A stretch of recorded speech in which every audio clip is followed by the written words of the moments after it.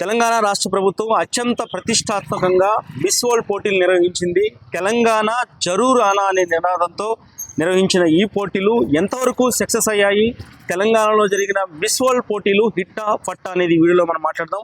ముందుగా ఈ పోటీలు ఎలా జరిగాయి, నెల రోజుల పాటు అని మనం మాట్లాడుకుంటే ముఖ్యంగా మే 3వ తేదీ నుంచి కూడా ఈ హంగామా స్టార్ట్ అయింది. మే 3వ తేదీ నుంచి 8వ తేదీ వరకు కూడా వివిధ దేశాల ప్రతినిధులు ఎవరైతే సుందరీమణులు మిస్ వరల్డ్ పోటీల్లో పాల్గొంటున్నారో వాళ్ళంతా కూడా హైదరాబాద్కి చేరుకున్నారు. మే 10వ తేదీన గచ్చిబౌలి ఇండోర్ స్టేడియంలో పోటీ ప్రారంభమైంది. జయ జయ హే తెలంగాణ అనే గీతాలార్పణ సాంస్కృతిక కార్యక్రమాలతో మిస్ వరల్డ్ పోటీలు అనేవి మే 10వ తేదీ తెలంగాణలో ప్రారంభమయ్యాయి. ఆ తర్వాత 108 దేశాలకు చెందిన వివిధ సుందరీమణులు వీళ్ళంతా కూడా ఎప్పుడైతే మే 10వ తేదీని ప్రారంభమయ్యాయో ఆ తర్వాత వీళ్ళు తెలంగాణలో వివిధ ప్రాంతాలకు వెళ్ళడం, అంటే పర్యాటక ప్రాంతాలు కానీ ఇవన్నీ కూడా సందర్శించడం జరిగింది. అందులో భాగంగా మే 12న నాగార్జున సాగర్ బుద్ధవనం అనేది సందర్శించారు ఈ ప్రపంచ సుందరి మనులందరూ కూడా. మే 13వ తేదీ చార్మినార్ సందర్శన, అదేవిధంగా అక్కడే హెరిటేజ్ వాక్ అని ఒక భారీ స్థాయిలో ఏర్పాట్లు చేశారు. అక్కడ ఉన్న చార్మినార్ దగ్గర ఉన్న అవన్నీ కూడా ముఖ్యంగా అక్కడ లార్డ్ బజార్ కానీ ఇవన్నీ కూడా సందర్శించడం, అక్కడ వర్తకులతో మాట్లాడడం, ఎలాంటి ఆభరణాలు ఇక్కడ దొరుకుతాయి, ఎలా ఉంటుంది చార్మినార్ చుట్టుపక్కల అనేది కూడా ఆ వీధుల్లో తిరుగుతూ చూశారు రాత్రి సమయంలో. అదంతా కూడా ఒక సుందర వాతావరణం, ఒక ఆహ్లాదకరమైన వాతావరణంతో కూడా కనిపించింది అక్కడ.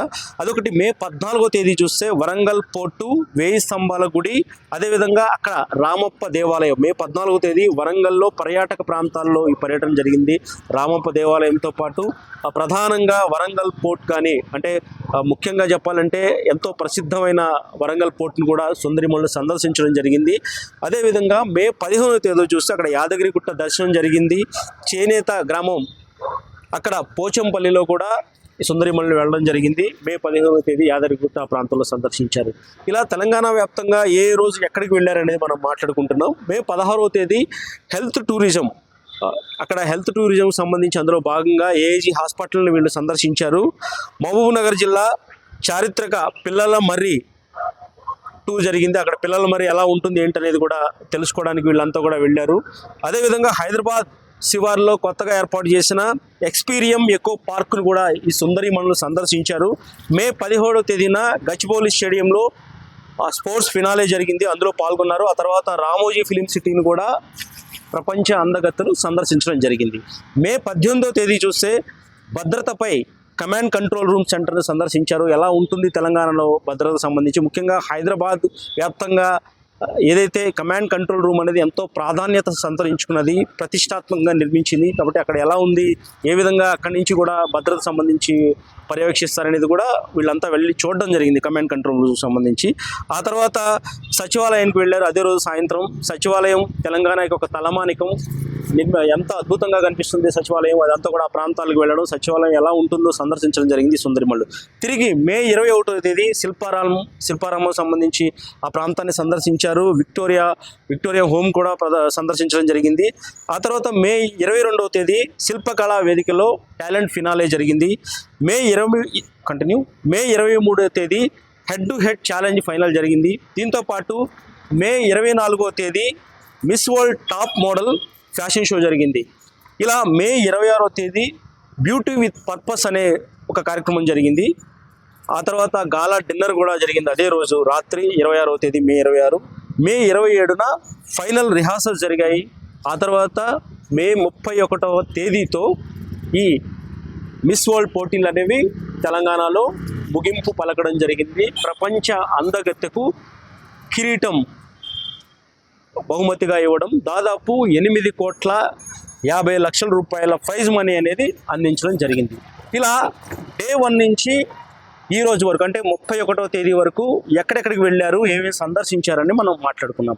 అయితే ఈ మిస్ వరల్డ్ పోటీలు అనేవి తెలంగాణలో సక్సెస్ అయ్యా లేదంటే ఫెయిల్ అయ్యా, ఎంతవరకు ప్రభావం చూపాయని మనం మాట్లాడుకుంటే ముఖ్యంగా మిస్ వరల్డ్ పోటీలకు సంబంధించి మొత్తం 54 కోట్ల రూపాయలు ఖర్చు పెడుతున్నాం. అందులో 27 కోట్ల రూపాయలు ప్రభుత్వం పెట్టుకుంటే మరొక 27 కోట్ల రూపాయలు స్పాన్సర్స్ నుంచి వస్తుందని చెప్పి కూడా ప్రభుత్వం చెప్తుంది. దీనివల్ల కలిగే ప్రయోజనం ఏంటంటే తెలంగాణ వ్యాప్తంగా అనేక పర్యాటక ప్రాంతాలు, ఇప్పుడు ఏవైతే మనం ఇప్పటివరకు వాళ్ళు వెళ్ళిన ప్రాంతాలు చెప్పుకున్నామో అవన్నీ ప్రపంచవ్యాప్తంగా ఈరోజు ప్రసిద్ధి చెందబోతున్నాయి. అన్ని దేశాలు చూడబోతున్నాయి.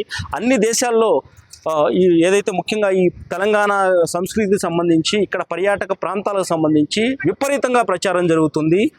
ఆ ప్రచారంతో పోల్చితే ఈ పెట్టే ఖర్చు తక్కువే అని చెప్పి కూడా ప్రభుత్వం చెప్పుకుంటుంది. ఒక రకంగా అది ప్లస్ పాయింట్ అని చెప్పొచ్చు.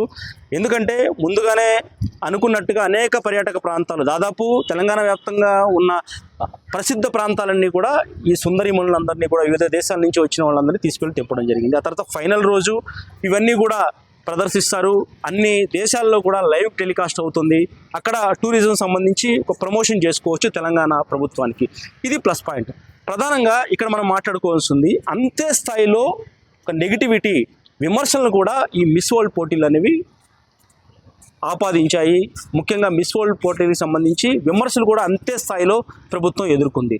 అందులో ప్రధానమైనది పోటీ మధ్యలోనే పోటీలు ప్రారంభమైన కొద్ది రోజుల్లోనే మిస్ ఇంగ్లాండ్ మిల్లా మ్యాగీ పోటీల నుంచి తాను తప్పుకుంటున్నట్టుగా ప్రకటించి ఇక్కడి నుంచి వెళ్ళిపోయింది. వెళ్ళిపోయిన తర్వాత ఇంగ్లాండ్లో ఒక ప్రముఖ ఛానల్కి ఇచ్చిన ఇంటర్వ్యూలో మాట్లాడుతూ తను ఒక వేసిగా చూశారు. ఏమాత్రం కూడా అక్కడ పోటీలు నిర్వహించడం అక్కడ ప్రభుత్వానికి చేత కాలేదు. ఒక వేసిగా అక్కడ పోటీల్లో పాల్గొన్నట్టు నాకు అనిపించింది వాళ్ళు వ్యవహరించిన తీరు. అక్కడ అనేక మంది వివిఐపీల ముందు ప్రదర్శన చేయాల్సి వచ్చింది. వాళ్ళకి ఇష్టమైన డ్రెస్ వేసుకోవాలన్నారు, ఇబ్బంది పెట్టారు. ఇలా ప్రకటన ఏదైతే చేస్తుందో ఆ ప్రభావం తీవ్రంగా ఈ పోటీల మీద పడిందని చెప్పవచ్చు. ఒక మచ్చ తీసుకొచ్చింది మిస్ వరల్డ్ పోటీలకు సంబంధించి. ఎంతో ప్రతిష్టాత్మకంగా నిర్వహిస్తున్నామని చెప్పుకున్న రేవంత్ రెడ్డి ప్రభుత్వానికి మిల్లా మ్యాగీ చేసిందో ఆ ప్రకటన ఒక నష్టాన్ని కలిగించింది.